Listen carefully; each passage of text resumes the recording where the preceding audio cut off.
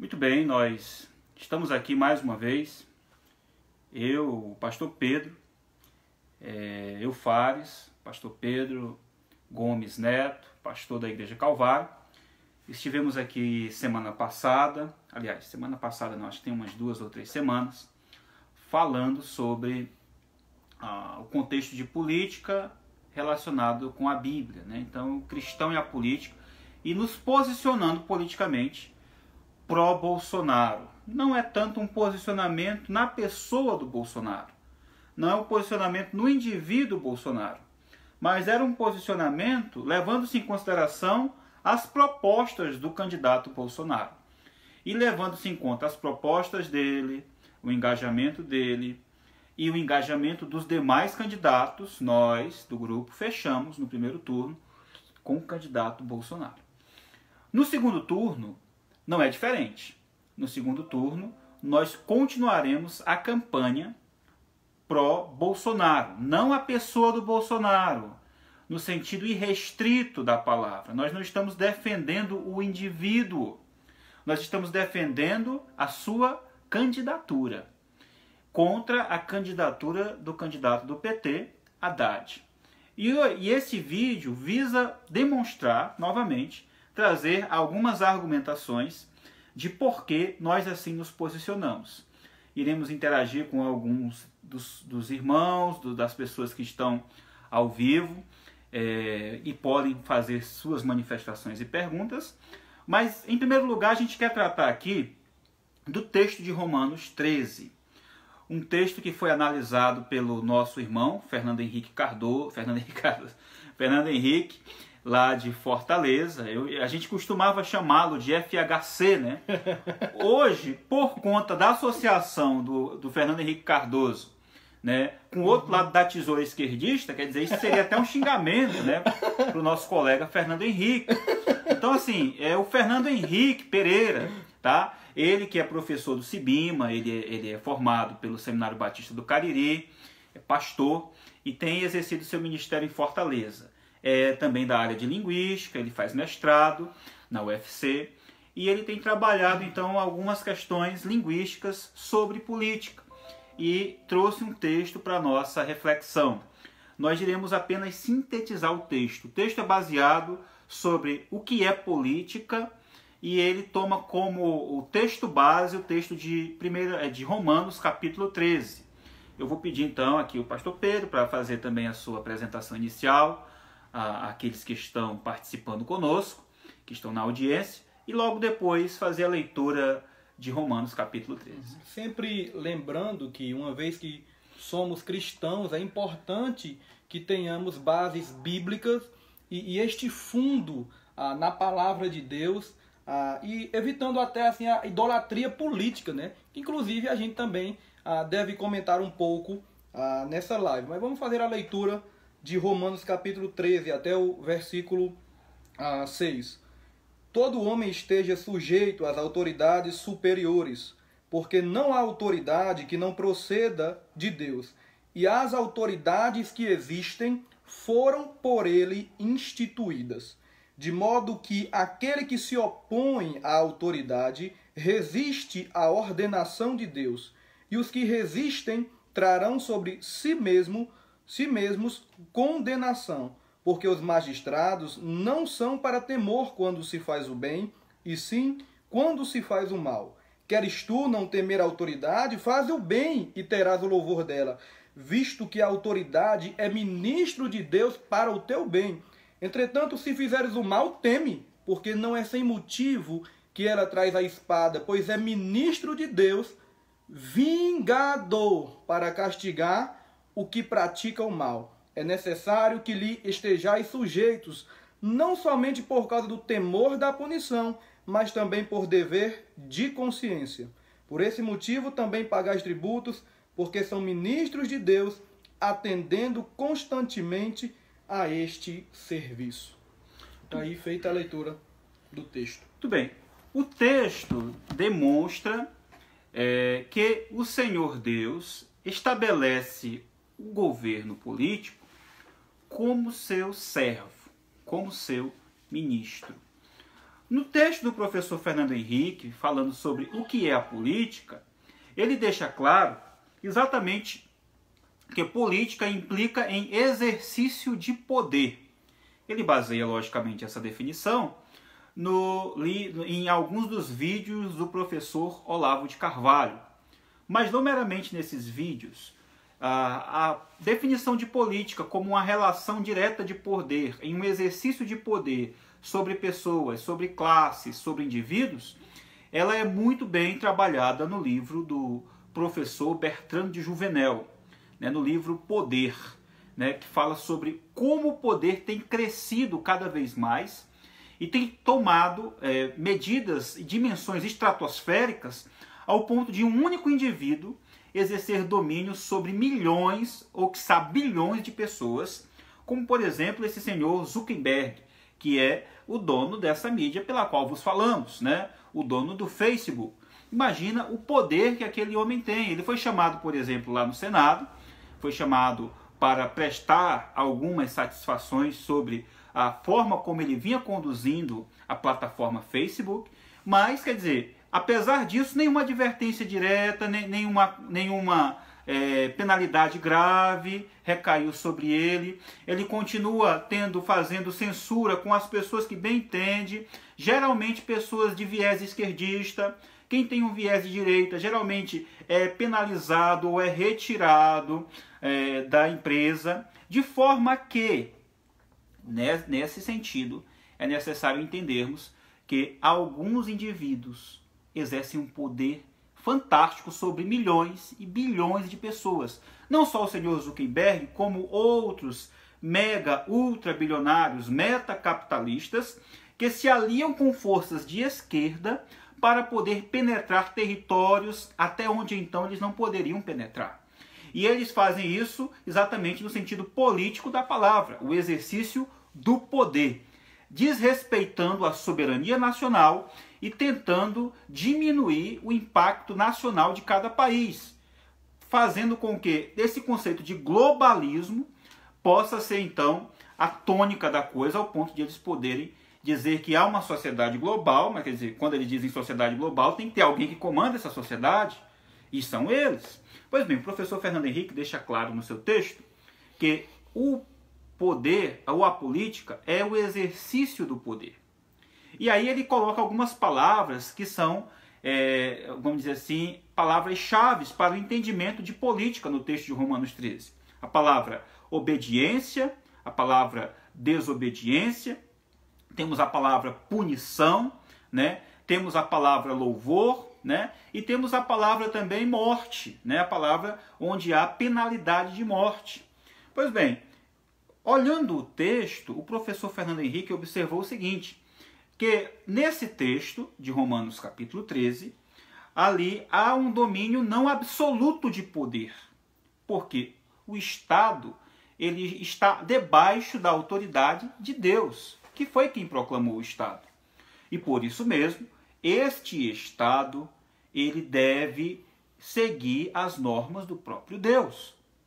Mesmo que um governante faça algo contra a vontade de Deus, esse governante ainda está debaixo da autoridade de Deus. Para quem tem uma visão ou uma tendência ao anarcocapitalismo, fica aí pontuado mediante a Escritura, nós estamos dialogando principalmente com cristãos, fica pontuado aí pela Escritura que o Estado não é mal por si mesmo. A existência do Estado é uma idealização do próprio Deus, É só lembrando que quem era, por exemplo, o grande dominador estatal na época era o César, César, que tinha uma posição quase que totalitária, impositora, perseguidora, de maneira que, mesmo diante desse status, assim, vamos dizer, de César, o próprio Paulo reconhece que ele é o seu, vamos dizer assim, Senhor, e que é servo de Deus. Não no sentido de servo de Deus, em que ele representa um regenerado ou alguém que foi transformado espiritualmente, porque, primeiramente, o Estado não é uma pessoa, o Estado não é um indivíduo. Em segundo lugar, O Estado não é o cristianismo. Nós devemos deixar isso bem claro. Paulo não está querendo cristianizar o Estado. Isso foi feito depois com Constantino. Exato. Mas o que Paulo está dizendo é que o Estado ainda serve a Deus. O Estado tem um status divino sobre si, de ser servo e de cumprir as prerrogativas divinas de juízo. Tem determinado poder, né, certamente limitado, que o professor Fernando Henrique destacou. Né? Limitado por quê? Quem tem o poder absoluto, na verdade, só pode ser Deus. Além de ter o poder limitado, esse poder é para fins de exercício da justiça. O Estado tem que, não é que ele vai promover o bem. Como bem frisou o pastor Pedro em conversas particulares, o texto diz que o Estado ele vai exercer justiça. Como, pastor Pedro, ele exerce essa justiça? Exatamente. Exerce a justiça, louvando quem produz o bem e punindo efetivamente o malfeitor. Exatamente. Já falamos no primeiro texto, no primeiro vídeo, que para a gente saber o que é o bem e o mal, é necessário que se defina o que é bem e o que é mal. E para Paulo, bem e mal são definidos em categorias teológicas. Exatamente. Teológicas. Isso é muito importante para o debate, para os irmãos que estão pensando em categorias puramente políticas e filosóficas sem levar em conta a Escritura. Então vai falar de política, meu amigo, sendo cristão, tem que ter como base a Escritura. O que a Escritura diz a respeito do Estado. Senão você está se passando mesmo. Eu vou ler na íntegra um excerto do texto do nosso professor Fernando Henrique. E ele diz o seguinte: um outro ponto importante diz respeito a alguns considerarem a política como algo ruim. A política em si não é algo ruim, pelo seguinte motivo. Se a política é exercício de poder, e poder advém de Deus, sendo este bom, logo a política vinda de um Deus bom é boa. É por ela, mas não somente por ela, que Deus manifesta seu domínio ao atribuir poder às pessoas que exerçam autoridade sobre as demais. Vocês entenderam a argumentação? A política é o exercício do poder. Mas se um Deus que é bom estabeleceu a política, estabeleceu esse exercício do poder, logicamente esse poder não é mal per si, não é mal de si próprio, não é inerentemente mal. Quem é mal, pastor Pedro? Quem é mal? Não é o homem. O homem é mau, o homem é corrompido. Exatamente. O homem é totalmente depravado, no sentido de que ele foi afetado em toda a sua essência, em todo o seu ser, integralmente, nas constituições interiores e exteriores pelo pecado. Mas isso não implica dizer que o Estado criado por Deus deve ser eliminado. É mau, deve ser eliminado. Isso é um conceito maniqueísta. Exato. Isso é um conceito gnóstico, que atribui ao mal tudo aquilo que é materializado, que atribui ao ser mal aquilo que é exercido no campo de qualquer esfera. Nesse sentido, se o Estado é mau, então você que está dentro do Estado também é mau, meu filho. Se o Estado é perverso, então qualquer pessoa que se submete ao Estado é perverso. Então vai ser um quaker. Vai ser alguém que se isola. E mesmo o quaker não se isola, porque ele está sujeito à Constituição, sujeito àquele Estado.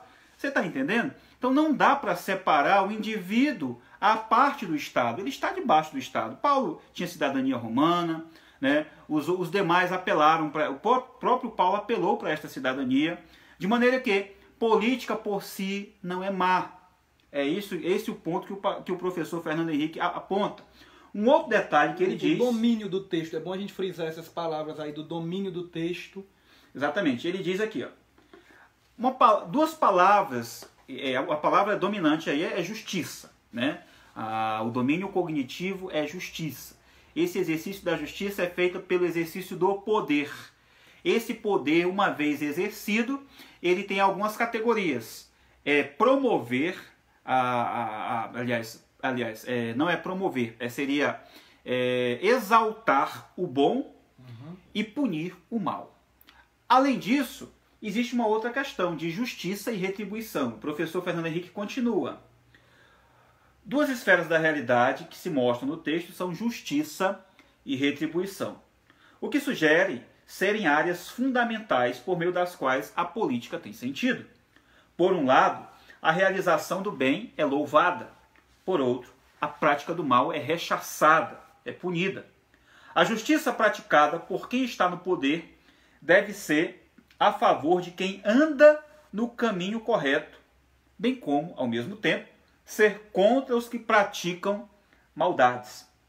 Em nenhum momento neste texto, o texto de Romanos 13, há uma associação, por exemplo, de justiça com a reintegração social, exato, ou a esfera da realidade, domínio cognitivo, de um indivíduo que cometeu algum crime, o que nos faz concluir que, ao menos no texto em questão, a reintegração social não seria uma função da política. Você vê tanta gente preocupada com a reintegração social do preso, né? Da pessoa que pagou uma pena por um crime. E elas estão mais preocupadas com a reintegração social desses indivíduos do que com a segurança pública. Estão mais preocupadas em dar-lhes condições e os direitos humanos lhes amparando do que propriamente o que é o cerne do poder da política na definição ampla de Paulo de exercício da justiça. Exato. E vale mencionar o ponto que tanto Romanos 13 como 1 Pedro... Capítulo 2, versos 13 e 14. Praticamente a mesma linguagem, praticamente o mesmo tom, né? Então alguns têm dito, rapaz, será que ele combinou com Pedro, né? De estabelecer realmente isso? Então parece, segundo a Escritura, realmente que essas são funções bem específicas do Estado. Então alguns têm questionado, dizendo que o texto não tem manifestado, ou o texto não revela, né, com exaustividade as funções do Estado. Mas isso parece ser já uma pressuposição. Você já acredita que o Estado tem muitas funções, pressupõe que é lançar isso no texto, mas o domínio do texto não diz isso. Então, na minha mente, pelo que eu já aprendi, o Estado é grande, é Estado. Então eu levo isso a um texto. Eu imponho isso a um texto. Isso aí é uma exegese, né? Uhum. Agora, é colocar no texto aquilo que não está no texto. Nós estamos fazendo uma exegese, né? Nós estamos extraindo do texto o que está no texto. O conceito de Estado do texto é um conceito de exercício de poder, de justiça, punindo e louvando. Punindo o que é mal, louvando o que é bom. E exercendo até o quê? Isso. A penalidade de morte, a pena de morte. O poder da espada para os que praticam mal. Eles têm que temer. Então, um dos objetivos da pena de morte, da prisão, da polícia, é o temor. É o temor. Fazer temer. Tem que temer mesmo, meu amigo. Se não tiver uma sociedade que tema a aplicação da justiça e a penalidade que recairá sobre o indivíduo que praticou o mal, que sonegou imposto, que matou alguém, que cometeu latrocínio, se não houver penalidades duras, ninguém vai temer, vão rir da cara. Como o traficante ou a pessoa que utiliza drogas, um drogadido, que vai rir da cara da polícia. Pode me prender, daqui a pouco o delegado vai mandar soltar mesmo. Né? Então, para o irmão que questiona essa questão da violência, que essa não deveria ser a postura do Estado, nós estamos aqui lendo o apóstolo Paulo. O apóstolo Paulo. Vou terminar o texto do Fernando Henrique para a gente dialogar também com os nossos interlocutores. Ele diz: conclui-se que a política, que significa domínio de alguém ou de um grupo sobre várias pessoas, grupos tem como expressão clara disso o poder de matar, de tirar a vida. Deus, o poder absoluto, dá a vida e a tira. Isso é uma das grandes amostras do que é domínio. Deus é político sempre, porque tem sempre domínio, porque tem sempre poder. É um texto que leva-nos à reflexão. O próprio Romanos 12, verso 19, vai dizer: e não vos vingueis, né? Porque a vingança pertence ao Senhor.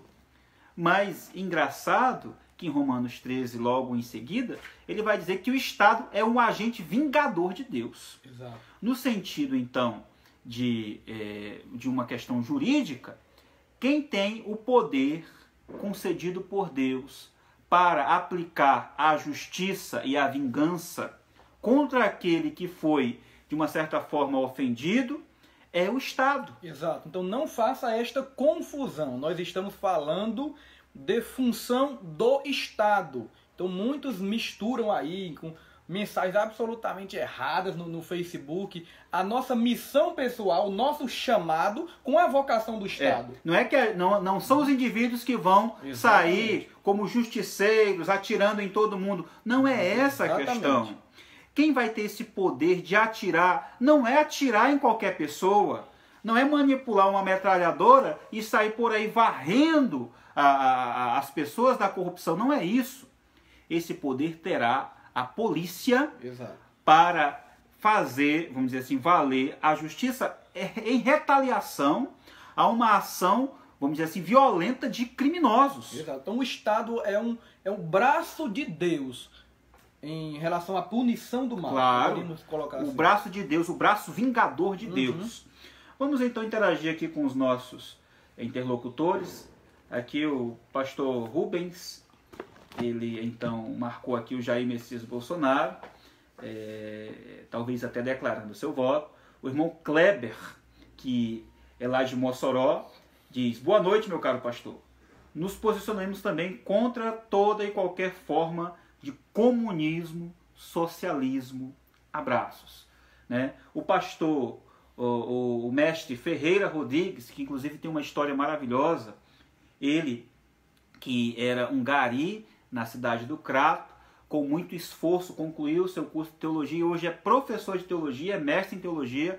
Nós saudamos então o professor Ferreira, né, que também está nos saudando. Tarsis aqui rindo certamente do momento em que a gente brincou aqui com o FHC, né? O pastor Adílio, boa noite, né? Então, dizendo que o pastor com o FHC ficou triste, Fernando Henrique, né? Porque a gente comparou ele com o FHC. Mas olha, falando do que o Kleber disse, né? O irmão Kleber lá de Mossoró, o dono da maior ótica de Mossoró, o comunismo, de fato, é uma ameaça ao cristianismo? Em que sentido o comunismo ou socialismo ou socialismos, que inclusive tem um livro do candidato Haddad em defesa do socialismo, ele oferece de fato algum perigo para nós, pastor Pedro?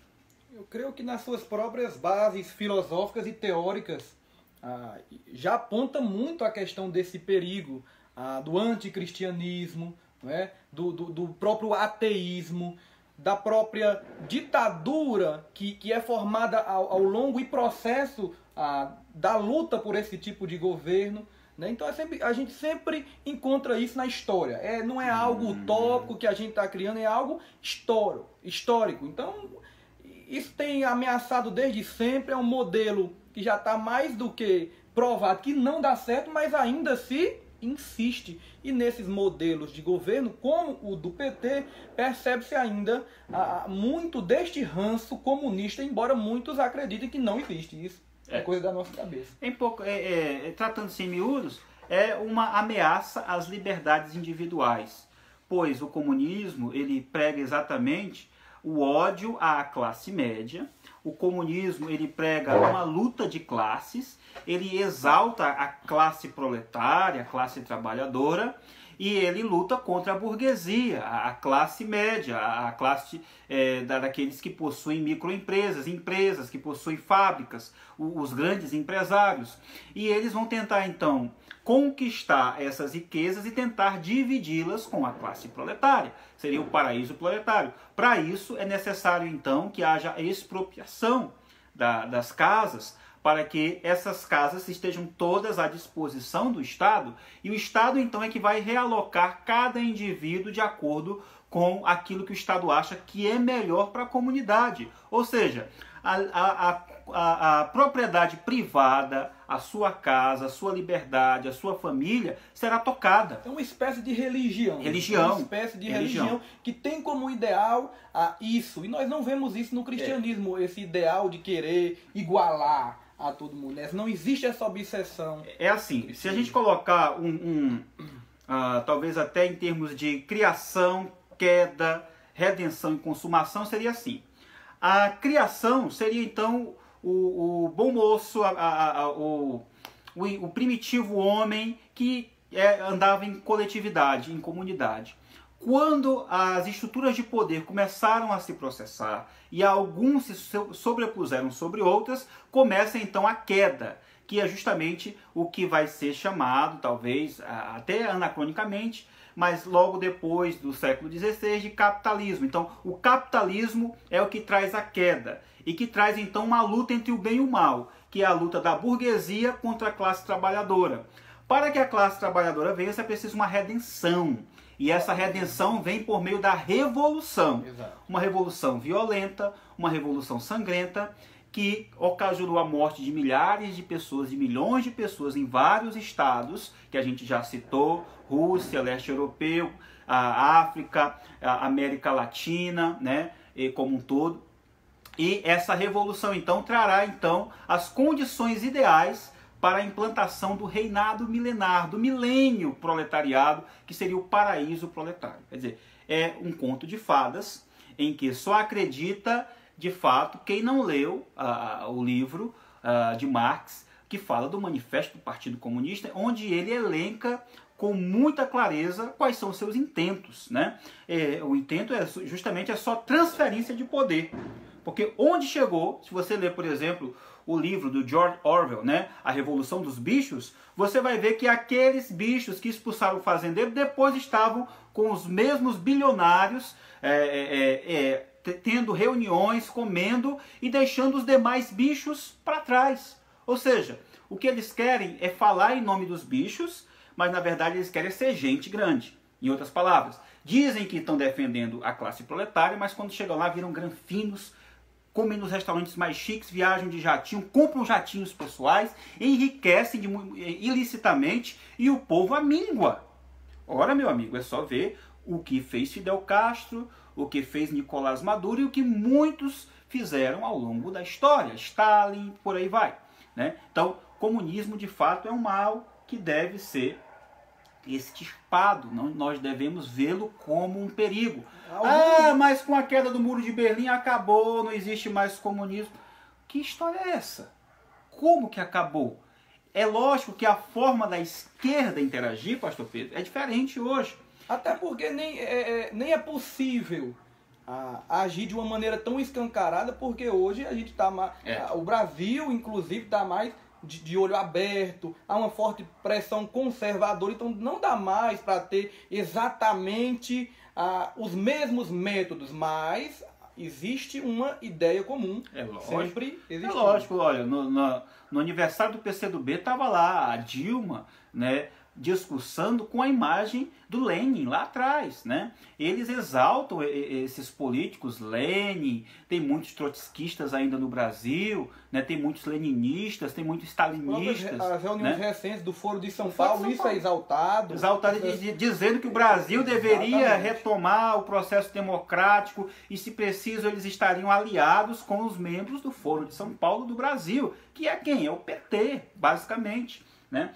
Vamos saudar aqui algumas pessoas, o Edu, a Sanábia, a Marília Sobreira de Matos, o Heron Nascimento, o Renato Márcio, o Márcio, a Natália Peixoto, a Elisângela Moura, né? O Renato vai dando aí uma boa noite pra gente, o Ayrton Júnior, o Chiquinho da Fogás, o Thales Juan Peixoto, João Ricardo dos Santos, Lúcio Cavalcante, Ana Priscila, Cinerraile, doutora Cinerraile, anestesiologista, Cecília Pena, o Ebenésio Ferreira, o Álvaro Amorim, o Ramilson, a Marleide Gomes, a Alícia Sofia, o João Costa de Souza, a Alvani Pinho, né?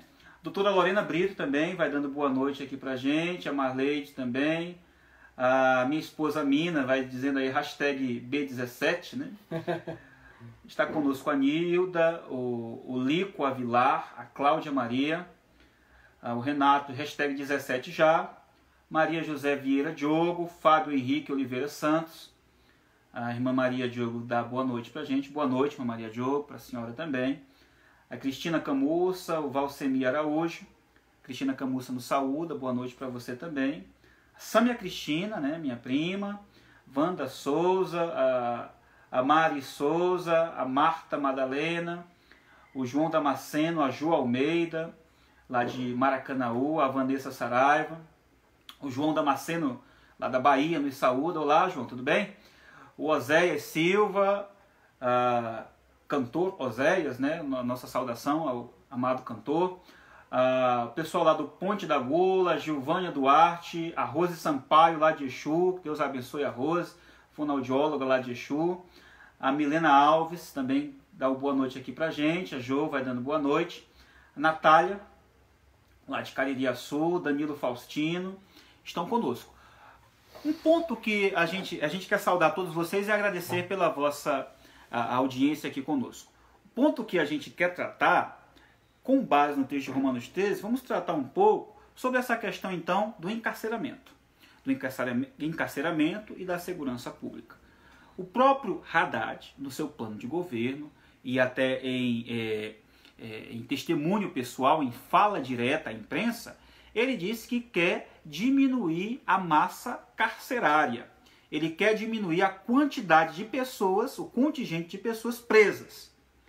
E como ele pretende fazer isso? Aquelas pessoas que cometeram pequenos delitos serão então retiradas da penitenciária, retiradas das prisões e passarão então a voltar a ter uma ressocialização. Ele tem um plano de ressocialização e pretende então fazer com que haja uma diminuição da massa carcerária.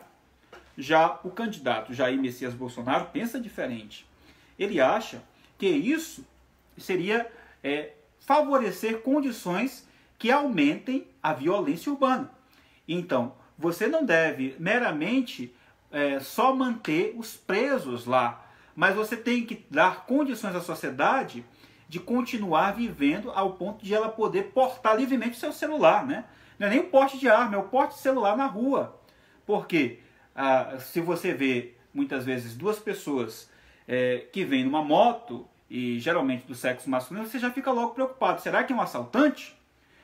Tamanha a violência, tamanha a onda de sequestros, tamanha a insegurança pública. Então ele não só quer manter aquelas pessoas que lá estiveram, como também deseja levar para lá outros delinquentes que cometerem pequenos furtos, pequenos crimes. E ele tem um projeto que é o quê? A pessoa passou por 3 delitos, ela já pega direto, logo de cara, 10 anos de prisão. Exato. Né? Ou seja, isso aí causaria aquilo que a Bíblia chama de temor. Uhum. O cara ia pensar 2 vezes antes de cometer o delito. Rapaz, eu posso pegar 10 anos de prisão, não vou não. Então, ainda que a ideia seja bem polida, bem apresentável, rapaz, que coisa organizada, que coisa bela, a gente tem que ver sempre o viés, se é bíblico ou não. Exatamente. Sempre. Então, assim, tanto no viés bíblico, quanto no viés político, vamos dizer assim, não levando-se em conta a religião, o plano de diminuir massa carcerária no Brasil, apesar de estar muito inchada, não é o melhor não, viu? Só inchou porque deram muita liberdade para as pessoas cometerem todo tipo de atrocidade e de crimes públicos. E isso começa na literatura. Isso começa naquilo que o professor Olavo de Carvalho chama exatamente de o marxismo cultural. Exato, aquela revolução cultural. Revolução cultural, com Jorge Amado. Que a esquerda e o PT soube como introduzir, soube como fazer muito bem. Fizeram. Até hoje, eu creio que a Haddad ter chegado até aqui é prova disso. Exato. É prova disso. Exatamente. Olha, muita gente diz que ele foi considerado um dos melhores prefeitos da América Latina. Mas quem foi que deu o prêmio? Foi a ONU, meu amigo. Né? Então, a Organização das Nações Unidas, ela é uma organização hoje mancomunada e está de mãos dadas com o esquerdismo internacional. Você perceba, por exemplo, que pessoas, quando Michel Temer foi, vamos dizer assim, empossado presidente, muita gente na ONU não o reconheceu. Ele foi quase que boicotado, porque a ONU está de mãos dadas com aqueles que têm um viés mais esquerdista. O próprio presidente Trump, ele deixou bem claro que ele não quer acordo com a ONU. A Organização das Nações Unidas hoje fala em nome de direitos humanos, de respeitar as minorias, de respeitar a diversidade sexual, mas no final das contas, isso, junto com esse bojo de respeito, vem um bojo de intolerância. Vem uma tentativa de tolher a nossa liberdade de dizer o que pensamos sobre o que é certo e o errado em condutas e comportamentos sociais. Exato. Dessa maneira, eles não querem mais deixar a gente, por exemplo, dar o nosso parecer sobre sexualidade, dar o nosso parecer sobre família, dar o nosso parecer sobre educação de filhos, dar o nosso parecer sobre polícia, dar o nosso parecer sobre criminalidade. Porque quem está comandando isso aí no Brasil hoje é o narcotráfico, são as Farc, são políticos que estão ligados com o tráfico internacional, são políticos que estão mancomunados com republiquetas africanas, né? São políticos que têm apartamentos de milhões de dólares aqui no Brasil e que estão ligados com governos esquerdistas do Brasil. O Estado, então, não só não cumpre a sua função, biblicamente, como ultrapassa e muito a sua função, inclusive invertendo os valores. Não existe mais mal e bem, no sentido teológico, no sentido bíblico. Então o Estado não tem mais parâmetro algum nesse sentido. Nesse sentido bíblico. Até existe, só que é um padrão subversivo. Exato. Quem é que é honrado hoje? Exato. É o traficante, né? São as pessoas que vivem na marginalidade. O Estado promove o mal. O criminalidade. Estado promove o mal hoje. São manifestações artísticas exatamente, feias, horríveis, antiéticas, que causam um mal-estar na família de bem, né? São manifestações, muitas vezes, pornográficas, que passam às claras, à luz do dia, em emissoras que são de rede nacional, a Rede Globo mesmo, né? Você pode perceber claramente a apologia ao sexo explícito em horários assim, 3 horas da tarde, 5 horas da tarde, né? Em novelas do tipo, seriados do tipo Malhação e por aí vai. Fora quando vem a novela das 8, e aí a coisa extrapola todos os limites, né? Então, assim, o que é que eu pretendo dizer quando eu falo que quem começou isso foi a cultura, foi a literatura? É porque tudo começa na literatura. Se a maioria dos escritores nacionais estiverem escrevendo coisas boas, a população vai copiar o que é bom. Se a maioria dos escritores nacionais e dos apresentadores de televisão estiverem promulgando bons valores, as pessoas vão comprar os bons valores. E eis a estratégia da esquerda exatamente nessa questão escolar. Como é que eles investem nisso? Como eles exaltam isso, não é por uma questão... Eu quero até indicar um livro. Exatamente, aquele livro... Qual o título? Do Gerd Demar. Quem controla a escola, né, governa o mundo. Né? Exato. Então, muito importante essa questão. Então, você dominando a educação e aquele conteúdo ali, todo aquele viés ideológico que é passado na sala de aula, na escola, tem uma repercussão imensa, gigantesca na vida de uma nação. E eles têm feito esse trabalho. A gente tem que reconhecer que eles têm incutido esse tipo de cultura bem mais eficientemente do que os conservadores. Exato. Falar mal do policial e falar bem do bandido. Isso aí está na nossa literatura desde Jorge Amado até os escritores mais recentes. É falar mal do narcotraficante, é falar mal da tolerância, é falar mal da intolerância sexual, é falar mal de toda, usando o termo aqui bem chulo, de toda a vagabundagem sexual que se possa fazer, como aquela MC Carol, que era candidata, não sei nem se ela ganhou, né? Mas promovia todo tipo de aberração sexual nas suas músicas, não sei nem se pode se chamar a tamanha manifestação daquela de música, mas a verdade é que isso aí vem sendo o quê? Colocado. Então por que chega nesse nível? Porque já foi sendo corrompido lá de cima, na literatura, na cultura, na mídia, na música. Quando chegar aqui, meu amigo, a gente só tem essas expressões de Anitta, de Jojo Todinho, de MC Carol, e é daí para baixo, né? Cantores bons, pessoas que têm músicas que contêm letras com temática profunda, é raríssimo se achar. E quando se acha, não aparece na mídia. É excluído. Por quê? Eles não querem promover indivíduos que têm... Não é propaganda para o governo. É lógico que não é propaganda. E o que é propaganda para o governo? É aquilo que que avacalha com tudo. Exatamente. É aquilo que coloca tudo lá embaixo. É aquilo que coloca as pessoas à deriva e totalmente dominadas pelo sensível, pelas drogas, pela música de baixo calão, dominadas pelo ambiente, pela movimentação mais tacanha, e daqui a pouco está todo mundo dominado. E o governo promovendo isso, eles vão dizer, queremos um governo que promova isso aí. E um governo que não corta, eu tiro pelas prefeituras, pastor Pedro.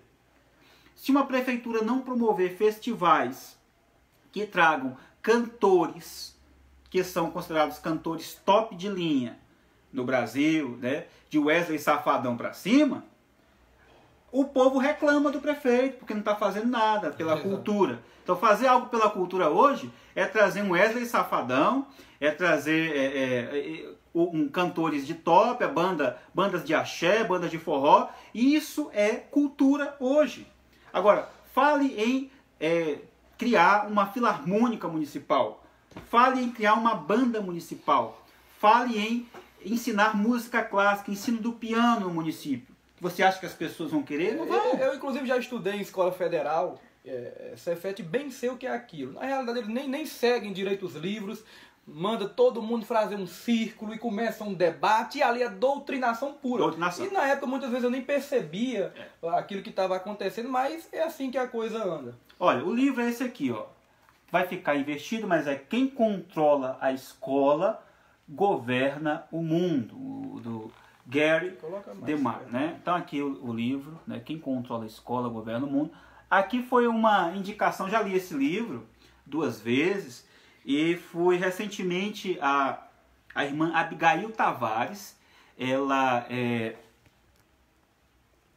ela me indicou novamente esse livro, né? Uhum. E ela até fez uma menção na sua mídia de uma passagem desse livro. Eu vou lê-la aqui. Em nome da tolerância. Herbert Marcuse foi um intelectual radical da moda da década de 1960, que acreditava que a tolerância e a liberdade de expressão serviam principalmente aos interesses dos poderosos. Então ele incentivou de forma aberta a intolerância contra os movimentos de direita e tolerância para com os movimentos de esquerda. Para restaurar o equilíbrio entre opressores e oprimidos, argumentava a doutrinação de alunos e a censura profundamente generalizada dos opressores seriam necessárias, a começar pela faculdade. No final dos anos 80, muitos dos duplos padrões incentivados por Marcuse estavam em voga. Qual é o duplo padrão? É você censurar o padrão opressor, que é a família, a igreja, e você incentivar a doutrinação dos alunos. Esse padrão não ficou na década de 80. No Brasil chegou em 80, 90 e nos anos 2000, nos idos do século 21, é que isso está fervendo. Você percebe um cristão com valores cristãos tradicionais até o ensino médio, muitas vezes indo numa escola particular, entrou no primeiro ano no curso de humanidades de uma faculdade pública, ele está então já vestindo a camisa do Che Guevara. Ele já está levantando a bandeira de um partido. Uhum. Ele já está enaltecendo a cultura esquerdista. Porque é isso que é promovido, esse processo de doutrinação, de lavagem cerebral acadêmica, que é feita sim. Eu defendendo Lula com cartaz lá. Rapaz, eu não acredito não. Sim, mas vamos continuar aí a coisa. Eu chorei quando ele se elegeu presidente, né, em 2002, e na sua posse em 2003, chorei, né? E quando ele levantou, olha, nunca recebi nenhum diploma. O primeiro diploma que eu recebo é o de presidente da República. Aquilo ali trouxe um frenesim, uma alegria muito grande. Meu Deus, o Brasil tem jeito. E você percebe o que foi que esse homem fez com a nossa nação. Ah, mas ele levou o pobre a andar de avião, o pobre tem faculdade, o pobre chegou lá. O pobre tem faculdade, mas tem parcela do FIES para pagar aí em juros exorbitantes por mais de 10 anos. Exatamente. Tá certo? O pobre anda de avião, mas está todo endividado com 2, 3 bancos, fazendo agora crédito rotativo, né, o Crédito Amigo, onde várias pessoas têm que se unir para poder então ter o crédito. Foi isso que ele deixou de herança com esse paternalismo estatal. A médio e longo prazo acabou com a economia como a gente bem sofreu aí. Muito bem. Então a gente entra também numa questão ética, né? Rapaz, aí começamos a falar de uma questão ética, vocês estão falando de liberdade, então entra aquela história do Estado laico. Tá aqui, rapidinho.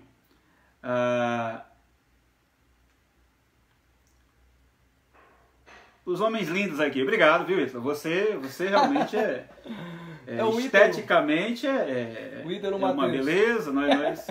Nós temos uma grande afeição pelo irmão Ítalo, desejamos um forte abraço para ele, para o João Eudes, para toda a família. Um forte abraço, Ítalo. Aqui o doutor Jaislânio está conosco também, a Rejane, a Lourdes Fialho, o Eleandro, o Marcel Lira está conosco, valeu, Marcel. O Eleandro Rodrigues vai dando legal, a Rosa, a Lília Oliveira está conosco, a esposa do doutor Yuri, o pastor Reluzente Espada, que é o pastor Gilmar, o Francisco Alves, né? E ele nos deu a notícia que a MC Carol perdeu, graças a Deus. Esse comentário. Né? O pastor Roque está conosco, um abração para o nosso mestre. Né? Vou pedir ao pastor Pedro que lê aqui um comentário do Ítalo Mateus. Vou deixar aqui uma opinião e queria que vocês refletissem. Não é um tremendo exagero dizer que se o PT ganhar, o Brasil se tornará uma Venezuela? E caso Bolsonaro vencer, os valores democráticos estarão em risco? Essa eleição pode ser considerada as eleições das fake news? Vou deixar o pastor Pedro começar. Pastor Pedro, um pouquinho mais para trás para o senhor parecer melhor. Deixe-me ler novamente aqui. Primeiro questionamento aqui. Não é um tremendo exagero dizer que se o PT ganhar, o Brasil se tornará uma Venezuela? É um exagero? É um tremendo exagero? Eu não creio que é um exagero, tendo em vista que os governos louvados por esse partido são exatamente esses que têm destruído o Brasil. Louvados no site, no programa de governo, agora estão tentando atenuar, estão tentando maquiar, mas realmente são os governos que são louvados, que Lula fazia defesa abertamente, a Dilma de mão dada, inclusive que o Brasil investiu a milhões e rios de dinheiro. Então penso que não é um exagero não. E se a gente continuar nesse caminho, tende a isso mesmo. Tanto que estamos querendo romper com isso agora, com essa mudança de governo com o Bolsonaro. É necessário frisar o seguinte, alguns argumentam. O Lula teve 2 mandatos lá e a Dilma 1 mandato e meio lá e não houve essa venezuelização do Brasil. Tá certo, não houve não. Só que para que a Venezuela virasse uma Venezuela, exato, ela passou por um processo bem mais longo.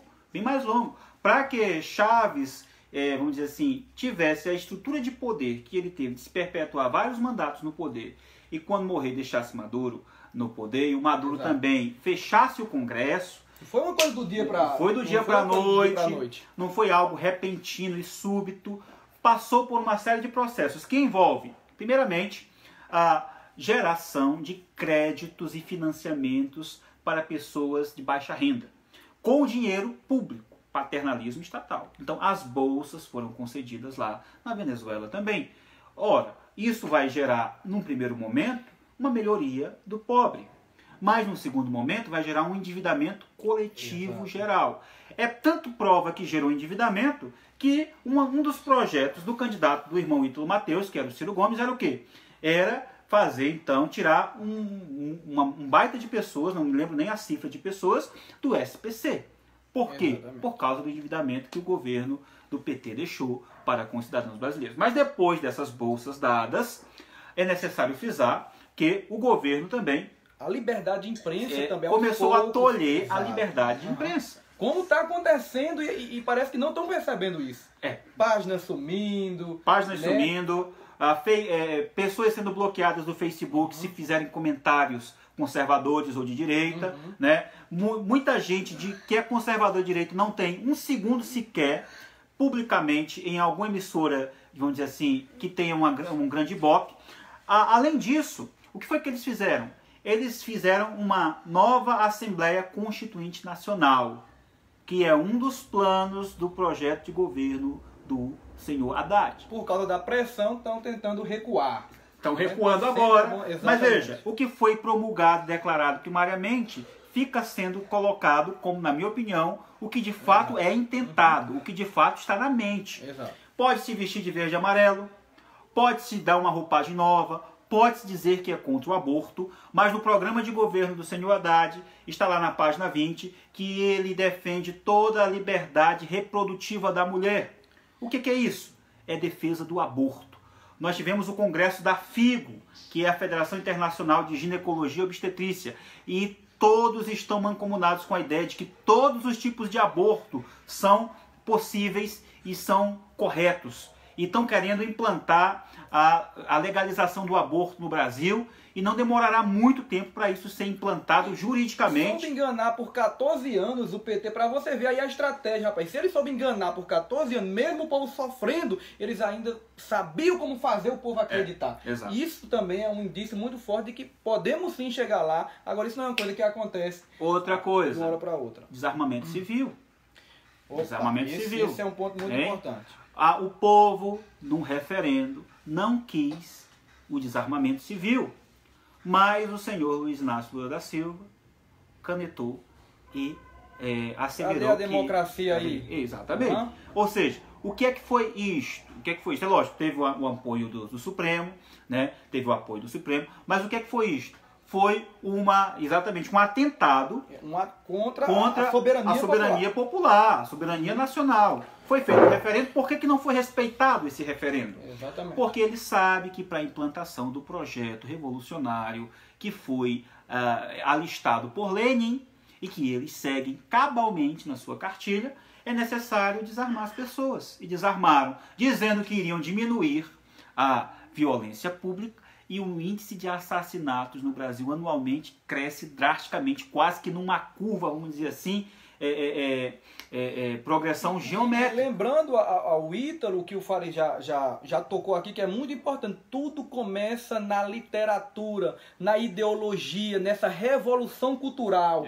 Começa por aí para depois chegar a esse estado aí. Aí então, depois o que foi que Maduro fez? Fechou o Congresso Nacional, acabou com os outros partidos, mesmo que tenha outras manifestações partidárias, mas elas não têm nenhum poder de repercussão nacional. E quando ele chegou ao poder de uma maneira total, perseguição aos inimigos por meio da massa armada, que é a paramilitarização, que é uma característica fascista ou fascistoide, mas a paramilitarização colocou armas na mão das pessoas e mataram quem fosse contra. E as pessoas começaram a passar fome porque não tinha mais dinheiro, né? Porque o dinheiro, uma vez acabando, vamos dizer assim, o Estado não tem mais de onde tirar, porque o Estado está todo endividado, né? E o que é que acontece então? O povo começa a passar fome, começa a faltar víveres nos mercados, nos supermercados, as pessoas começam a correr pedindo ajuda dos vizinhos, nos hospitais faltam materiais cirúrgicos, faltam remédios, os pacientes morrem, as pessoas morrem de fome e começam a se abrigar onde? Nos países vizinhos. Nos países vizinhos. E quando isso acontece, então, o decreto da fome, a extinção, o que é que aqui no Brasil as pessoas estavam dizendo de esquerda? Nós apoiamos o governo democrático de Nicolás Maduro. Ora, eu tenho medo, sim, de uma venezuelização do Brasil quando alguém do governo diz que apoia uma democracia que, na verdade, é uma ditadura. Eu tenho medo, Ítalo. Além disso, apesar de atenuar o discurso, dizer não, nós não apoiamos, tiraram até das páginas do PT os vídeos de apoio. Exato. Na verdade, o que foi primeiramente declarado é o que já foi existe uma mentalidade comunista forte. Isso é perceptível nas universidades. Já existe isso. Agora, pode ser que o governo Haddad se implante e essa venezuelização não chegue logo de cara. Mas o que está em voga nas cartas do Foro de São Paulo e naquilo que foi declarado no programa de governo dele é o quê? Regulação da mídia. O próprio Lula defende isso nos palanques. Regulação da mídia. É o quê? É diminuição da massa carcerária, aumentando a violência pública. É o quê? É o desarmamento civil. É o quê? É o desarmamento da polícia. Desarmamento da polícia. Isso por quê? Por que eles querem isso? É para dar direito para bandido? Não. É para subjugar o povo. Então eu tenho medo, sim. Há fake news? Há muita desinformação? Mas que eu tenho medo e temo por uma venezuelização do Brasil, eu temo. Segunda parte. Da questão. E caso Bolsonaro vença, você acha que os valores democráticos estão em risco? por conta de uma possível postura autoritária de Bolsonaro? Falar de autoritarismo por autoritarismo, todo e qualquer governo existe excessos. Isso até no nosso governo, né? Existe excesso. Eu creio que quanto ao Bolsonaro, pelo seu plano de governo, fica mais difícil acreditar nisso, né? O próprio Bolsonaro declara explicitamente o plano, né, do PSL, que eles não têm nenhuma intenção de regular a mídia, né? Eles querem dar uma liberdade muito maior para o cidadão economicamente, que é armar, inclusive, o cidadão de bem. Já viu, né, um fascista, como ele é chamado, a querer armar o cidadão de bem? Como é que a gente... O candidato mais votado, né, era um negro, dizendo que o homem é racista. As candidatas mais votadas para deputado federal e deputado estadual, mais bem votadas, eram mulheres, dizendo que, vamos dizer assim, ele é misógino e coisa desse tipo. E uma característica de um governo totalitário é exatamente, como também já foi mencionado, desarmar a população, deixar a população frágil para poder impor, né, aí o seu totalitarismo, suas exigências. Agora, é lógico que o candidato Bolsonaro, a gente precisa ser honesto, né? Ele tem algumas falas polêmicas, ele é muito incisivo, mas para analisar a fala polêmica do candidato, é necessário analisar o contexto em que a fala polêmica foi dada. É necessário analisar, por exemplo, a forma como a Maria do Rosário agiu, vamos dizer assim, levando o candidato a fazer aquilo. Agora, aquilo que o Olavo falou, não deveria ter se expressado daquela forma.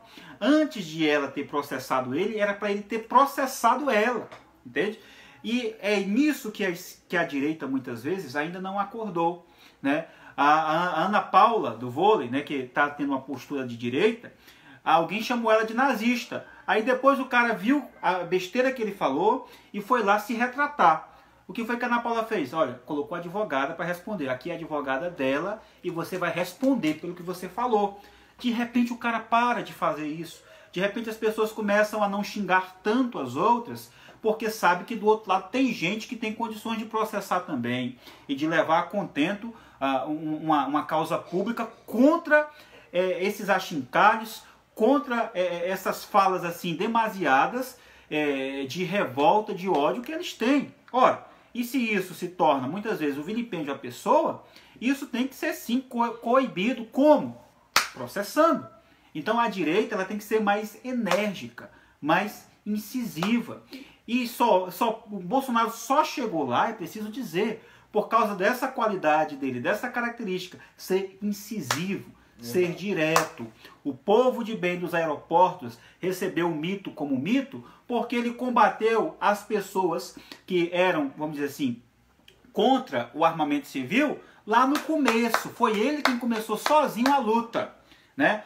Porque ele falou contra o estatuto, vamos dizer assim, da igualdade sexual, né? Porque ele falou contra do igualitarismo sexual, porque ele falou contra a pedofilia, porque ele foi incisivo no Congresso contra os abortistas. Então é por isso que o povo de bem apoiou o candidato Bolsonaro, né? Porque ele viu no candidato Bolsonaro uma esperança para a família brasileira, uma esperança para o cidadão de bem. De longe é um candidato perfeito, tem muitas falhas, politicamente não concordamos com tudo, mas comparando, contrastando com o PT de Haddad, evidentemente cremos que não há outra saída e uma melhor opção do que o Jair Bolsonaro. A fake news, então é verdade, a fake news do lado do Haddad, a fake news do lado de pessoas do lado de Bolsonaro. Agora, é preciso dizer que também muitas dessas manifestações que têm sido feitas são feitas também de uma maneira desonesta. Muita gente se passando por militância de um lado, né? Quando na verdade é militância do outro lado para denegrir a imagem de tal candidato. Então é preciso dizer que a fake news, até mesmo na criação das manifestações. Há uma organização para isso, um esquema bem organizado. Enquanto a esquerda se reúne diariamente para tratar das suas pautas, a direita, cada um fala por si, cada um acha que é o mais inteligente, já estamos ganhos mesmo, e acabou-se. Não é por aí. Eu quero até fazer um alerta no dia da votação, no dia da eleição. houve fake news. Pastor Pedro, no dia que o senhor foi votar, o senhor teve alguma dificuldade na urna? Aquela polêmica, né, que inclusive os irmãos viram na internet, quando se colocava o número 1, já aparecia a foto do candidato, é tudo fake news. Bem, pode ser que para alguns foi, né? Manipulado. No meu caso foi verdade. Apertei o número 1, apareceu a foto do fantoche de Lula, do Haddad. Quando apareceu, apertei o número 1, já apareceu. Apertei o número 7, apareceu a foto do Bolsonaro, do vice direitinho, concluí. Mas ao colocar o número 1, não era para de imediato surgir a imagem do outro candidato, pelo menos é assim que entendemos, né? Mais de 1000 denúncias, né? E quando se chega lá, o ministro diz o quê? Que ele iria investigar as pessoas que denunciaram. Quando o papel dele seria o quê? Investigar as denúncias feitas. E não as pessoas que que denunciaram alguma suspeita de fraude, né? Então é necessário tomar ciência disso.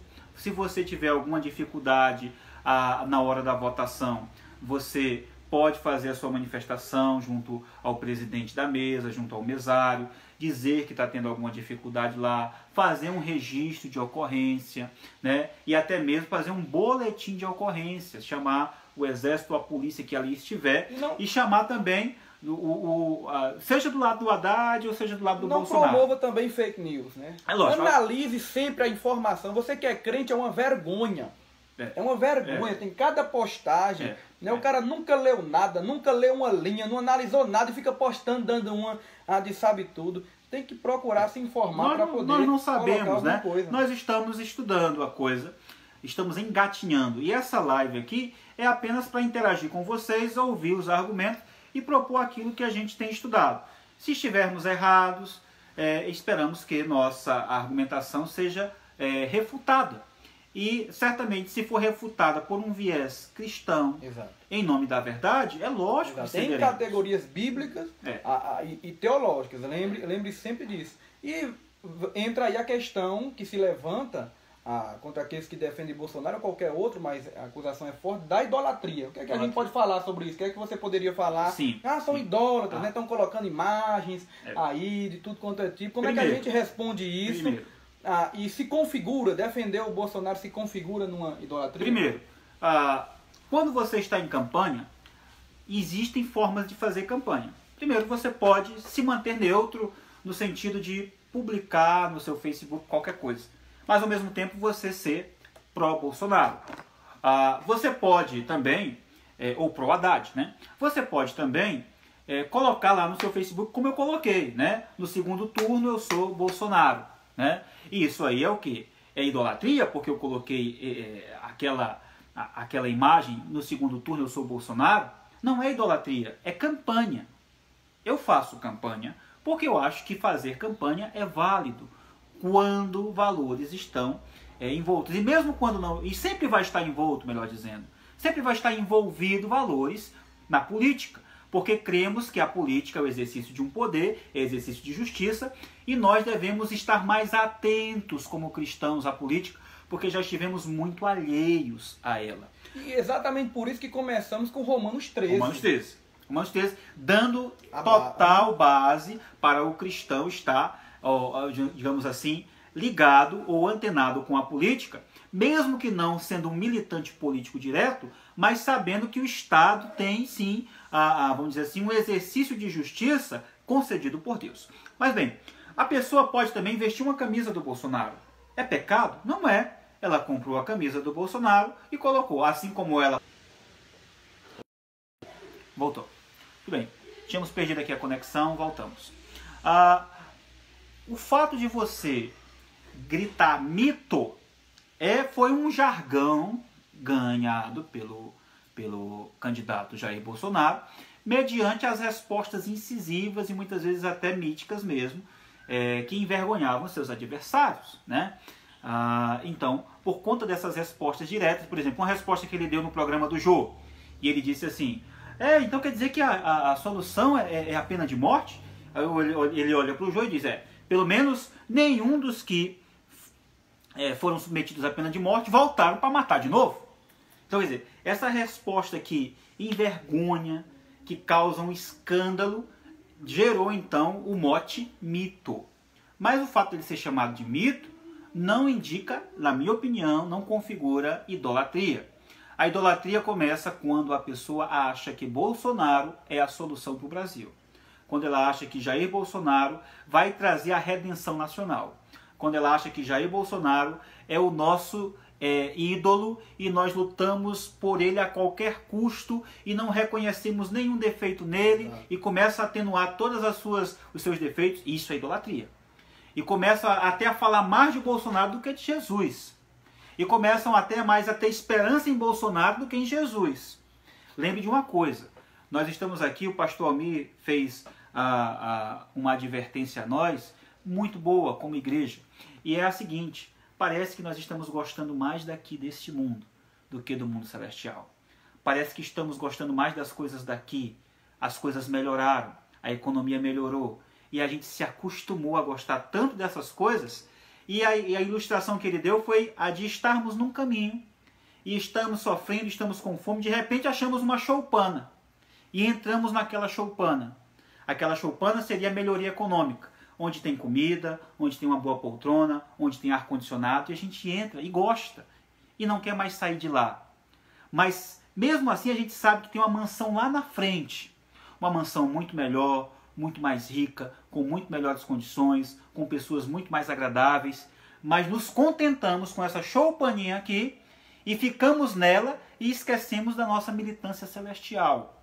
A nossa luta realmente é celestial. Agora, isso não implica dizer que nós não possamos nos posicionar em questões seculares, em questões deste mundo, em questões desta era, mas sempre com a mente voltada para o lar celestial. Que a nossa opção e posição por Bolsonaro não é um tiro, escolhemos uma posição política, um tiro no escuro. É exatamente por entender que é a que mais se adequa ao que a Bíblia propõe sobre o Estado. Né? Agora que há riscos de idolatria quanto ao Bolsonaro, há risco de gente estar idolatrando o candidato, mas da nossa parte eu confesso que não há nenhuma idolatria, nenhuma, vamos dizer assim, nenhum desejo de o Bolsonaro é o nosso Messias, o Bolsonaro é a solução do Brasil. Negativo. E pelo contrário, a nossa afirmação em relação ao Jair Bolsonaro é exatamente por princípios e valores cristãos. Exatamente por isso. Então, o neguinho nos acusa de idolatria, mas qual é a base dele para defender o seu candidato? Então é idolatria também. São riscos iminentes também, vamos dizer assim, de retrocessos na nossa Constituição, retrocessos no nosso país, retrocessos democráticos. Então, eu penso que os riscos são maiores, mediante a argumentação aqui feita e mediante os planos de governo, se o Haddad ganhar. E os riscos são muito menores se o Bolsonaro ganhar. É pensando nisso e pesando os argumentos que decidimos, então, votar naquele que achamos que é menor. Uma evidência de idolatria está aqui. Quem não leva em conta a voz de Deus. Uma forte evidência de que você está idolatrando é quando você pensa não biblicamente sobre política. Você lê de tudo, menos a Bíblia. Nunca abriu a Bíblia para pensar, para analisar a sua posição. Não, sempre quer estar à frente de questões econômicas, sociais, mas nunca uma ponderação na Bíblia. Isso é um indício de idolatria. Você escuta a voz dos homens, mas não escuta a voz de Deus. Agora, os riscos de idolatria existem. Isso aí tem para todo lado. O Thiago aqui mandou um abraço. A Tatiana está conosco. O Francisco Alves disse, olha, a longo prazo o Brasil se torna uma Venezuela, né? O Renato Cavalcante está aqui conosco, Renato Rodrigues, o Oliveira de Jesus está aí também, Micaele Souza, o irmão Francinaldo Costa, né? Carlos Humberto, Samuel Sóstenes, acho que é o pastor Sóstenes, né? Pastor Sóstenes. O Jailson Oliveira, a Irenilda, aí um abraço para a Irenilda em Manaus. Quanto tempo aí já? Renato Rodrigues, já temos mais de 1 hora, vamos já terminar.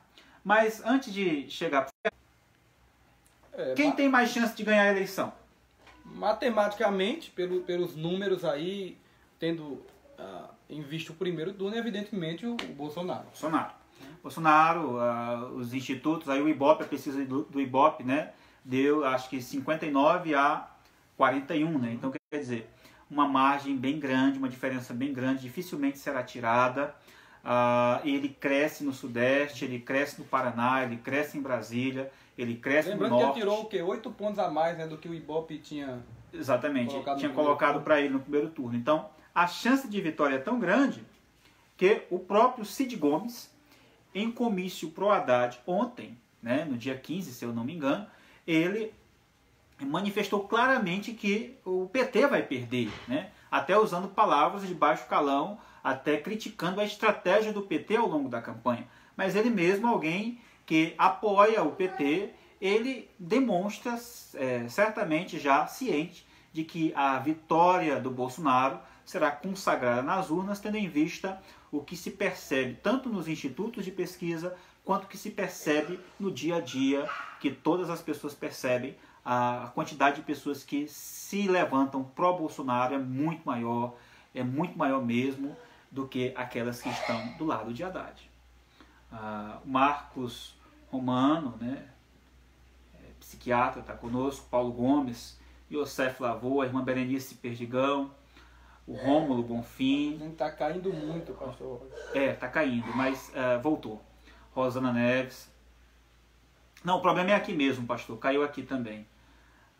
Minha tia Clarinda. O Francisco Alves diz, o PT é tão desonesto que até o sistema comunista eles traíram, né? Entendeu? Quer dizer, e é exatamente essa a estratégia. Quando chegar lá, virá então alguém que vai gozar das benesses do Estado. É aquilo então que a gente chama de socialista de iPhone, né? A ideia de que a pessoa... Thomas Tronco. Pastor Thomas Tronco está conosco, né?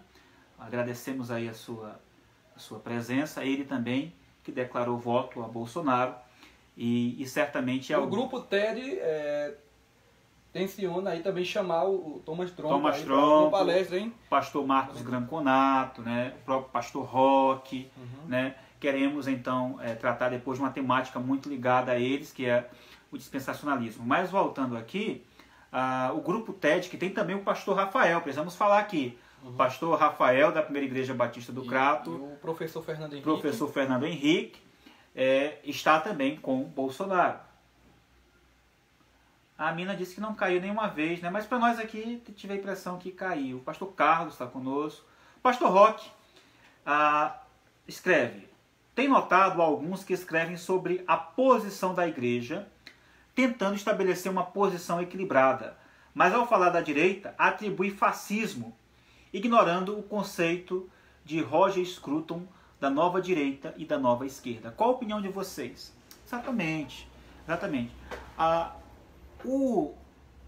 A direita brasileira, hoje, se nós podemos chamá-la assim, que é muito tacanha, muito pequena ainda, mas que ganhou as massas, né, e gerou uma movimentação popular, ela não pode ser considerada fascista de forma alguma, pois, segundo os conceitos de nova esquerda e de nova direita, o fascismo ele não está incluso naquilo que o candidato Bolsonaro tem vivido e tem praticado e tem, vamos dizer assim, declarado no seu regime de governo, no seu sistema, programa de governo e nas declarações que faz, vamos dizer assim, públicas. Muitas vezes encontramos isso naqueles que o acusam.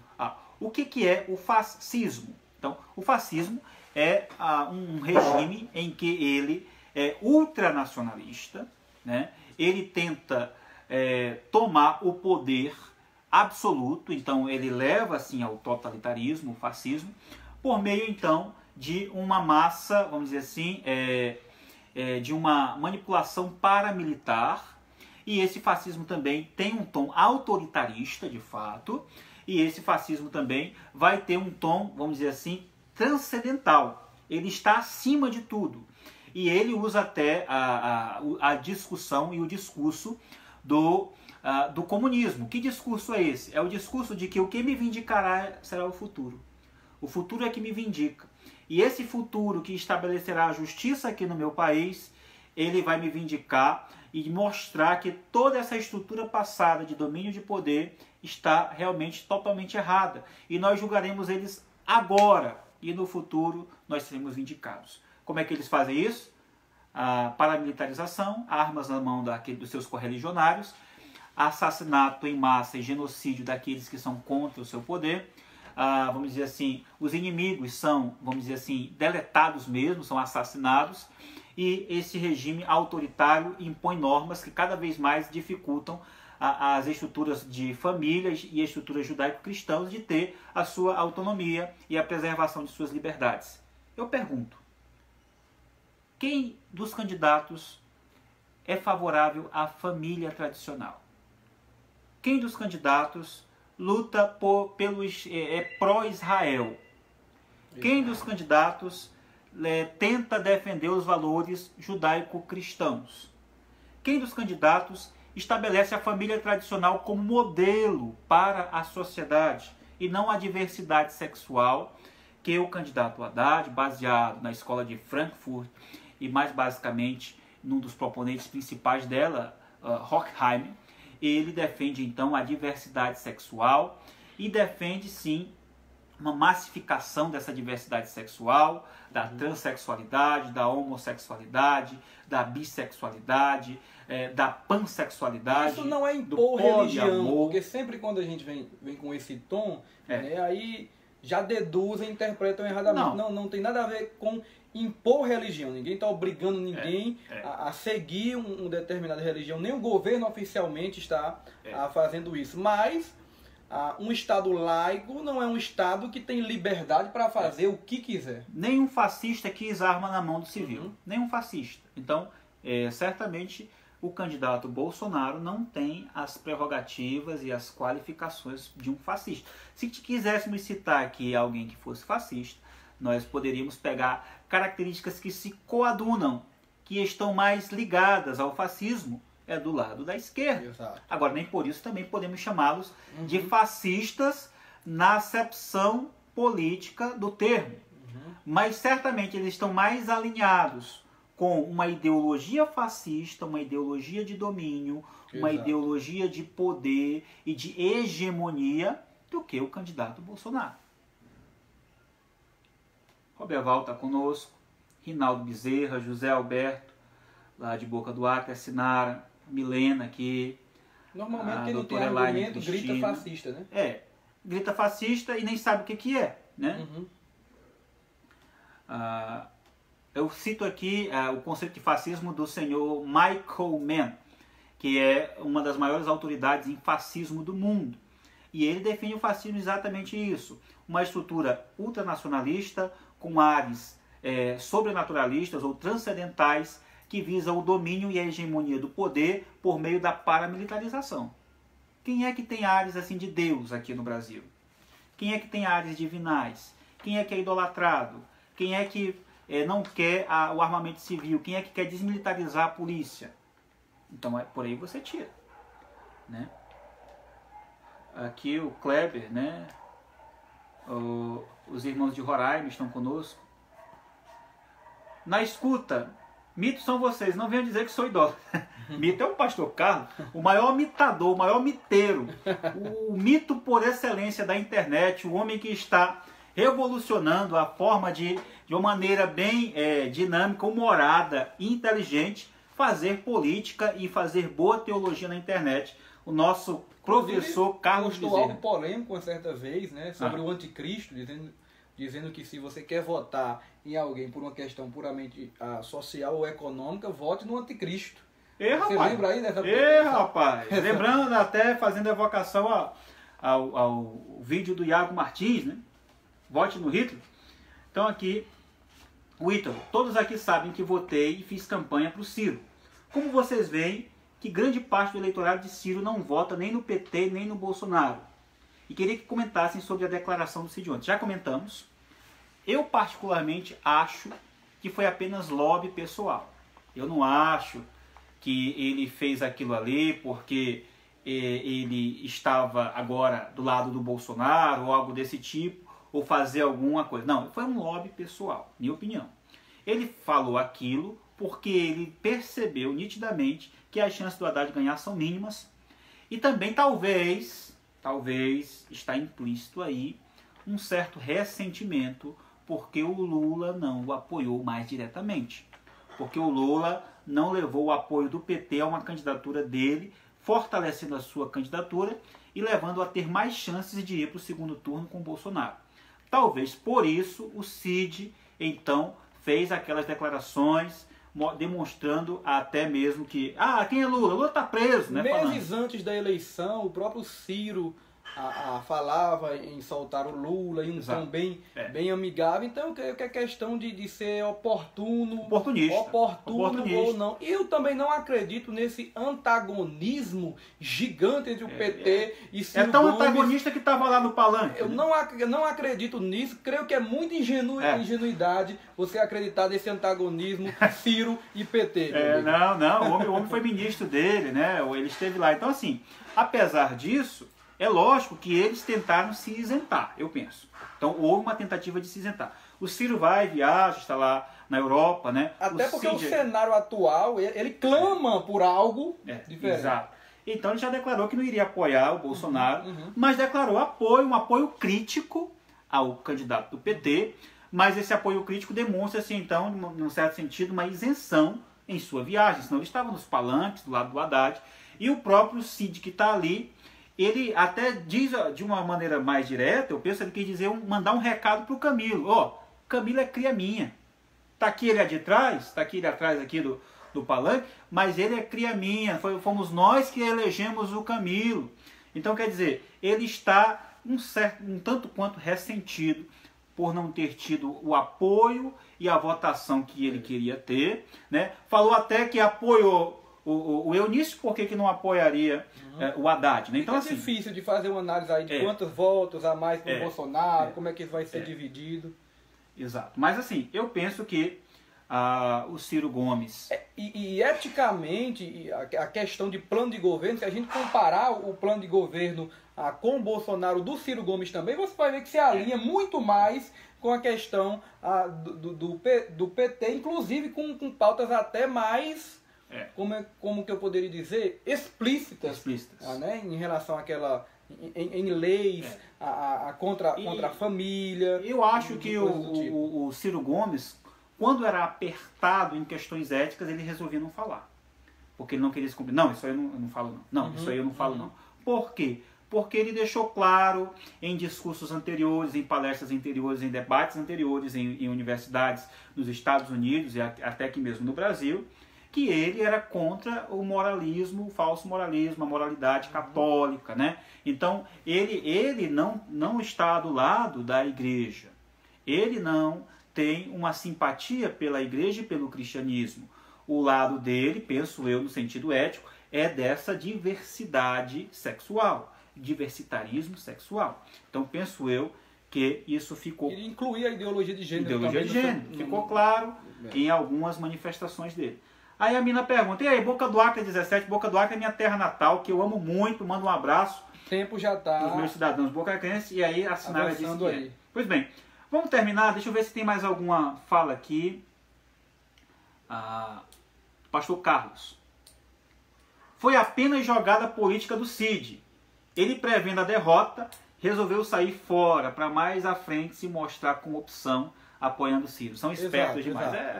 Mais ou menos aquilo que a gente tinha falado. Aqui, Pastor Jaime, Daniel, a Jaira, o Tennyson, Suane, Onofre, o David. Diego, gostaria que comentasse sobre a pena de morte que o candidato Bolsonaro defende. Nós vamos fazer uma outra live.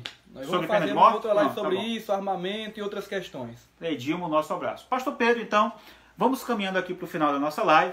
Só dizer, então, que Romanos 13 nos ampara para termos um Estado que está debaixo do governo de Deus, porque quem criou o Estado foi o próprio Deus. O Estado é servo de Deus e a igreja deve, sim, crer que Deus age por meio do Estado. E a igreja deve, sim, lutar por dias melhores aqui na terra, no sentido de que tenhamos vida tranquila e mansa, né? e possamos então viver piedosamente. E devemos orar pelos governantes, devemos orar pelos candidatos. E se o Haddad ganhar, pastor Pedro? Acabou-se o mundo? Agora vai todo mundo para os Estados Unidos? Não dá para ir todo mundo para os Estados Unidos. O que é que a gente faz? Eu creio que descansar na soberania de Deus, inclusive Romanos 13, esse é um consolo. É um consolo para o cristão. Toda autoridade procede de Deus.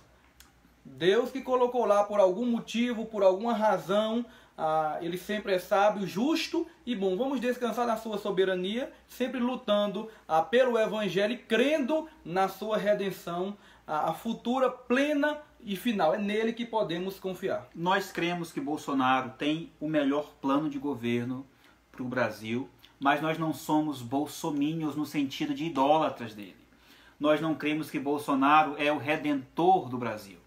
Nós cremos que o Senhor é soberano. E nem garantimos nenhum futuro aqui, apenas é uma opção pelos planos. Talvez ele vai ser aquele que vai reter o crescimento da hegemonia esquerda no Brasil por um pouco de tempo. Agora, é lógico, crer que ele vai fazer milagre, é lógico, isso aí é muito difícil. No entanto, eu tenho esperanças de que ele ganhando, uma nova elite intelectual se levante, condições de, vamos dizer assim, vivência pública sejam melhores. Sem esse poder midiático seria até impossível, eu creio que ele nem chegaria lá. A mídia vai promover o que é bom, a meritocracia vai se instalar, bandido vai para a cadeia, pessoas de bem vão ser exaltadas, a economia melhora.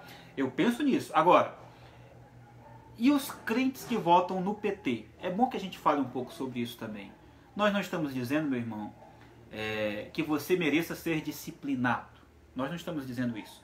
Nós não estamos dizendo que você não é crente. Nós não estamos dizendo que você está em pecado. Nós estamos dizendo que optar pelo PT talvez inclua algumas variáveis a serem consideradas. Primeiro, uma aliança histórica que esses crentes, alguns deles, já têm com o PT. Então você imagina, por exemplo, uma pessoa que passou 20 anos no partido. Aí da noite para o dia, pela onda do levante da direita no Brasil, essas pessoas começam a ser rechaçadas e começam a se sentir, em um certo sentido, excluídas, no sentido eclesiástico. Né? Mas é necessário se considerar essa militância, essa vivência de 20 anos nessa arena esquerdista. Nós não consideramos que essa é a melhor arena. Nós até achamos que os preceitos defendidos pelo esquerdismo no Brasil são preceitos anticristãos. Mas reconhecemos que os irmãos que votam no PT e que são filiados ao PT não merecem ser rechaçados. Eu penso que eles precisam ouvir o que a Bíblia nos diz sobre política. Eu penso que eles precisam pesar a argumentação do Bolsonaro e do Haddad sem, vamos dizer assim, aquela militância que tanto efervesce na hora de defender o candidato que é do lado dos pobres, vamos dizer assim. E se é que é do lado dos pobres mesmo, que eu acho que não é coisa nenhuma. Mas, além disso, é necessário dizer que é preciso sim uma reflexão tanto dos irmãos que votam no PT, quanto dos irmãos que votam em Bolsonaro. Porque os que votam em Bolsonaro, parece-me que alguns deles estão entrando sim nesse processo de idolatria que o pastor Pedro aqui colocou. E se estão, meus irmãos, vocês estão confiando mais no braço do homem do que no braço de Deus. Então, é necessário cautela. Agora, eu penso também que é preciso uma educação política dos nossos irmãos de uma maneira mais incisiva. E isso sim é que levará a... E isso pode fluir e acontecer Isso pode partir pela EBD, pode começar pela EBD, em cultos, em reuniões particulares, um irmão que tem um entendimento... Congressos sobre política, simpósios sobre política, crentes que são da área da política que podem fazer palestras, né? Por exemplo, o Marcel von Hettel, que eu tinha esquecido o nome dele na nossa última live, ele foi lá no Martin Bucer dar uma palestra, um homem que é deputado, ganhou para deputado agora, foi lá no Martin Bucer dar uma palestra sobre política, um homem altamente preparado intelectualmente para falar sobre política. Então eu acho que isso sim devem ser ferramentas utilizadas nas nossas igrejas para educar politicamente o nosso povo, no sentido de mostrar que existem alternativas aos vieses socialistas que têm sido colocados como únicos na arena política, e sabemos que não. Existe um conservadorismo político que é robusto, que é baseado nos princípios, como o pastor Roque falou, do Roger Scruton, do Russell Kirk, né, do Edmund Burke, que podem sim ser ensinados e que podem sim talvez até interagir com conceitos paralelos, talvez até naquela ideia de soberania de esferas do Abraham Kuyper e tantas outras. Mas o que não podemos ficar é alheios, eu penso. Nós devemos sim analisar à luz das Escrituras, descansar em Deus quanto aos resultados, fazer militância naquilo que pode ser feito. Agora, ninguém vai usar o púlpito, né, pastor Pedro? O senhor não vai obrigar as suas ovelhas a votar em candidato A ou B, mesmo o senhor manifestando o voto, né? Até talvez como ilustração, como o senhor tem agido quanto às suas ovelhas na sua igreja? Uso o púlpito sim para falar de política. Rapaz! Uso profundamente, de maneira contundente. A gente tem que falar sobre política, a Bíblia fala sobre política, fala sobre Estado, sobre tudo. Então o pastor tem que falar sobre isso. Então tem que pregar o que a Bíblia diz, todo o conselho de Deus. E política, certamente, a Bíblia certamente também envolve. O senhor não teme política. Criar uma insatisfação com alguns membros que se manifestam contrariamente? Não temo, porque estou cumprindo o meu chamado, aquilo que eu fui chamado para fazer, que é pregar a palavra de Deus. Então, certamente, isso deve ter implicações na vida do membro. Não vamos levantar a bandeira de um partido, fazer do púlpito um palanque político, mas temos que pregar princípios bíblicos de acordo com a Escritura e assim levar os membros a votarem com uma consciência melhor. Aqui está o pastor Pedro. Essa é a realidade da igreja dele. Né? Existem pastores que não se manifestaram no púlpito, mas que se manifestaram em toda uma vida, demonstrando certamente. Eu penso que no momento desse tem que se manifestar. Todos? Eu penso que teria que se manifestar. Num momento desse. Eu não parei para refletir ainda sobre essa manifestação no púlpito, mas eu penso que pelo menos a manifestação no dia a dia, dando evidências do que a Bíblia fala sobre política, certamente é o suficiente para o cristão ver que o candidato do PT não é a melhor opção. Assim penso eu. Mas assim, independente dessa polêmica que paira ainda no ar, né, a gente simplesmente descambou para isso, nós não estamos querendo desqualificar quem não usou o púlpito para falar de política. Agora, não é a questão política partidária, porque eu acho que todo pastor, em um momento da sua vida, né? Quando o pastor não fala de política, quem é que vai falar? É o professor da universidade, quem é que vai falar? É o socialista, é o comunista. Então você aprende com todo mundo, menos com a igreja, menos com a Bíblia, menos com o pastor. Então, eu penso que a coisa está invertida. A gente tem que observar, atentar para todas as fontes e... agora é falar com um certo critério também, né, pastor Pedro? Exemplo, evidentemente. Você não vai falar impondo, né, de goela abaixo o que você pensa. Eu acho que é falar com um certo critério, mas é necessário dizer que alguns pastores têm feito isso, não necessariamente no púlpito, mas em outras ocasiões, né, no dia a dia, eu até nem conheço alguém que está se excedendo quanto a isso. Alguém poderia até citar, talvez, mas... Não. Muita gente tem criticado, por exemplo, o missionário Isaías Arruda, né? O missionário Isaías Arruda, ele fala abertamente do seu posicionamento e acha que o papel do missionário não é falar. Mas, quer dizer, eu acho que ele tem a liberdade de falar, assim como o missionário que acha que não deva falar também não fala. Eu penso que essa é uma decisão do indivíduo. Mas eu também sou daquele tipo, e eu estou falando por mim, que nesse momento de tensão extrema do nosso país, nesse momento em que vivemos à margem de uma crise política tamanha que pode gerar uma guerra civil, eu penso que é necessário nós estabelecermos aqui alguns posicionamentos. à luz das Escrituras, é lógico, sem idolatria quanto a candidatos, mas frisando sempre o seguinte: liberdade também daqueles que pensam o contrário de colocarem os seus pontos. Mas eu penso aqui que a gente chega num consenso, eu e o pastor Pedro, que a tensão e o momento, aqueles que no momento de tensão, vamos dizer assim, se calam, eles podem talvez estar sendo negligentes. Esse é um ponto talvez que está sendo colocado aqui.